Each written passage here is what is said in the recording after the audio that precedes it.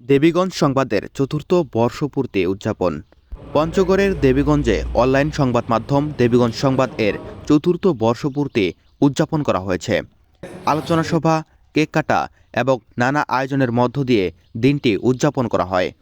বৃহস্পতিবার বিকালে দেবীগঞ্জ উপজেলা পরিষদ হলরুমে প্রতিষ্ঠা বার্ষিকী উপলক্ষে আয়োজিত হয় এক আলোচনা সভা।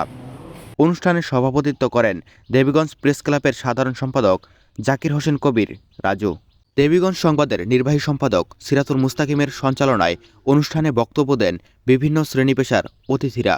বক্তব্য রাখেন দেবীগঞ্জ সংবাদের উপদেষ্টা ও প্রেস ক্লাবের সভাপতি হরিশচন্দ্র রায়, উপজেলা জামায়াত ইসলামের আমির মাওলানা আব্দুল বাসেদ, সেক্রেটারি বেলাল হোসেন, স্বেচ্ছাসেবক দলের আহ্বায়ক কাদেরী কিবরিয়া রানা, যুবদল নেতা মুশফিকুর রহমান রাজু, এনসিপি নেতা মাসুদ পারভেজ এবং উপজেলা কৃষি কর্মকর্তা নাইম মোর্শেদ। বক্তারা দেবীগঞ্জ সংবাদের নিরপেক্ষ ও সাহসী সাংবাদিকতার প্রশংসা করে ভবিষ্যৎ অগ্রযাত্রার জন্য শুভকামনা জানান।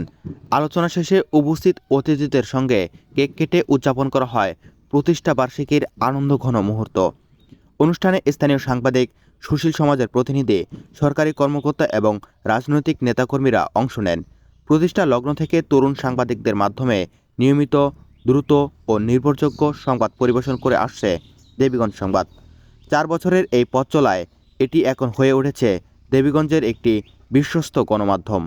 মাটি, মানুষ ও প্রকৃতির কথা তুলে ধরার অঙ্গীকার নিয়ে শুরু হওয়া এই যাত্রা আগামীতেও অব্যাহত থাকবে, এমন প্রত্যাশা সংশ্লিষ্টদের। শাহাদাত হোসেন, দেবীগঞ্জ সংবাদ।